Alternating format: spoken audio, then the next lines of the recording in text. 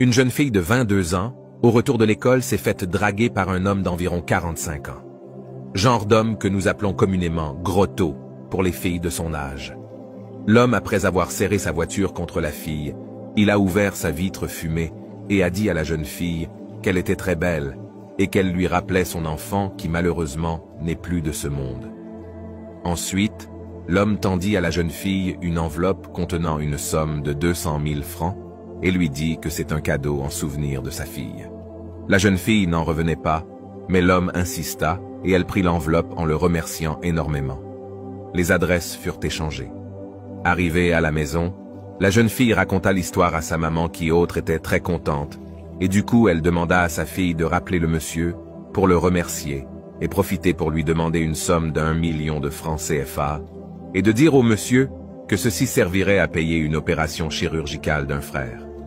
La jeune fille ne voulut pas suivre les conseils de sa mère, mais cette dernière la convint que dans la vie, il faut savoir saisir sa chance.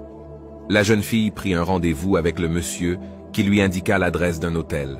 Une fois ensemble, la petite demanda les 1 million de francs CFA à l'homme. Le monsieur ouvra sa manette et en sortit une somme d'environ 5 millions de francs CFA bien attachés en tas de 500 000 francs chacun et posa 1 million sur la table. « Ceci est pour toi, ma fille. Je te l'offre à cause de ma fille défunte que j'aime beaucoup. » L'homme se déshabilla et passa à l'acte avec la jeune fille qui autre n'avait pas résisté une seule seconde. Une fois l'amour fait, l'homme ressortit les 4 millions restants qu'il posa ensuite sur la table et dit à la fille que tout ceci pourrait être pour elle si seulement elle acceptait qu'il défèque sur son dos. La jeune fille regarda l'argent tellement qu'après 5 minutes de silence, elle se laissa faire. L'homme fit ses besoins sur son dos. La fille entre rapidement dans la salle de bain, prit le savon et se doucha proprement. Lorsqu'elle sortit de la douche, elle ne vit ni le monsieur ni l'argent sur la table.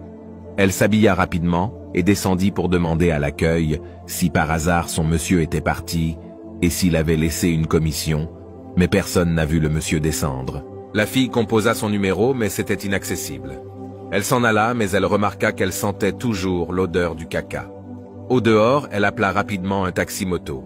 Le conducteur du taxi-moto tenait le nez avec ses mains et demanda à la jeune fille de voir sous sa chaussure si jamais elle n'a pas ramassé de la merde sur la route. La jeune fille regarda sous sa chaussure, mais rien. « Vous sentez très très mauvais », lui dit le conducteur. Arrivée à la maison, elle se précipita dans la douche et finit tous les savons qui s'y trouvaient. Elle utilisa l'eau de Javel, les parfums, mais l'odeur était de plus en plus nauséabonde. Son corps a commencé par se décomposer, et quand on la touchait, la peau se détachait. Les petites vermines sortèrent de partout sur son corps.